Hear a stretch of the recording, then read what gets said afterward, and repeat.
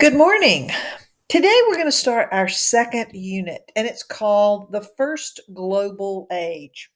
So, what we're talking about here is when the world becomes to be a little more connected than it was. Now, it was connected through the Silk Road. If you remember learning about the Silk Road in sixth grade, we talked about goods and ideas that were shared as travelers and traders migrated around the globe. But now we're going to move into an age where we're exploring much, much further across oceans, and we're finding the other continents that at this time were not well known. I'm not going to say nobody was there because there were people there, but there were not a lot of connections between places that were further away from Europe and Asia, like North America.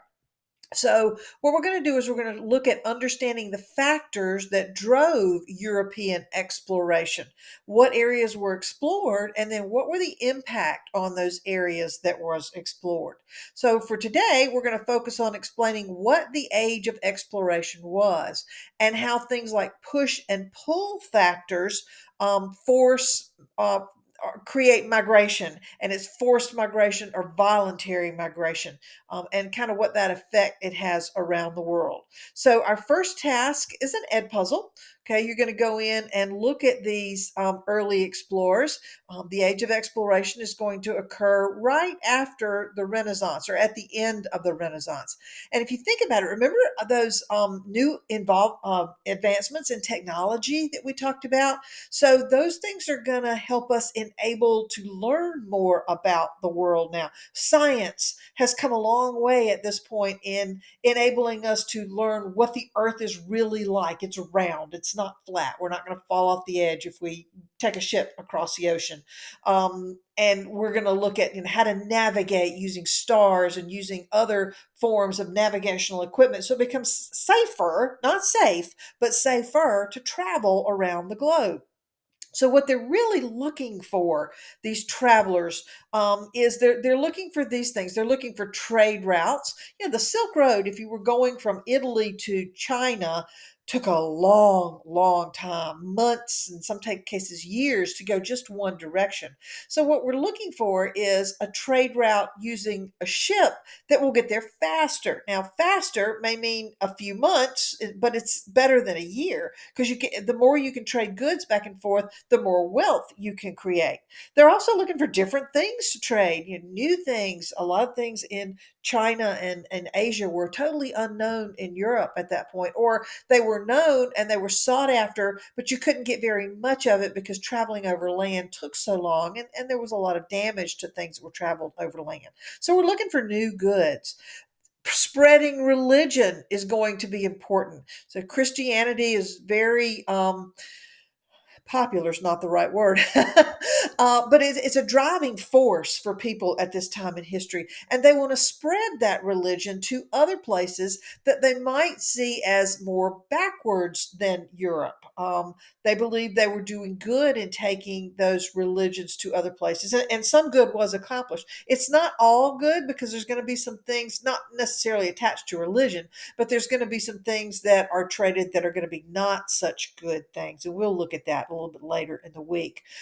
Science. Okay, science is a big deal. People learn new things about the world, so they're able to travel a little bit better. So, this ed puzzle is going to go through that information with you.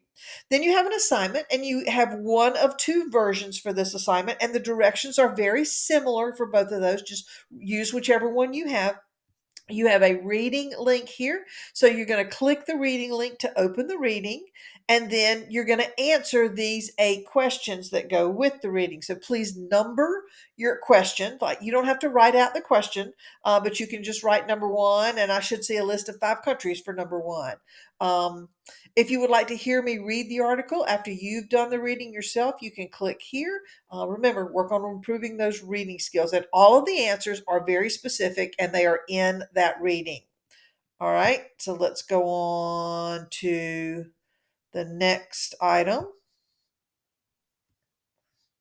All right, so now you're going to look at push and pull migration factors. And you're going to do this through an ed puzzle, but just to understand, people begin to move even more than they have before, to other places. Now, think about what would make you move from where you are right now.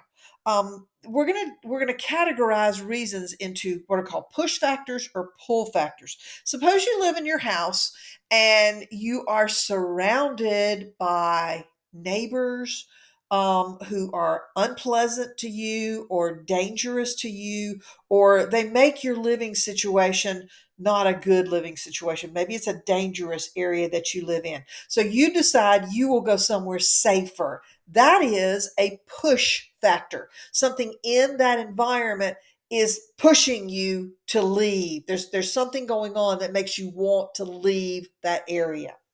A pull factor, on the other hand, is when there's something in another area that's attractive to you. Maybe you live in Gastonia, but perhaps mom or dad or your family has a better job opportunity in where? New York City.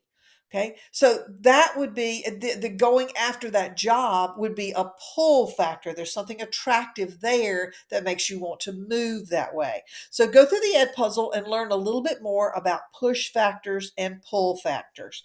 And I believe that is the last of the assignments for that day. Let me double check here. I guess. Yes, that's it. So have a great day. Let me know if you have any questions.